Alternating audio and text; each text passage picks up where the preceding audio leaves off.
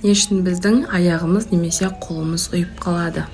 Себебі біздің организміміз қан тамырлар жүйесі және де нерв жүйесінен тұратындықтан ол жерлер қысылып қалады. Қысып қалған жерді біз босатқан жағдайда ол жерден көп мөлшерде қан өтеді, нерв жүйесі, импульстар барлығы жедел миға барады.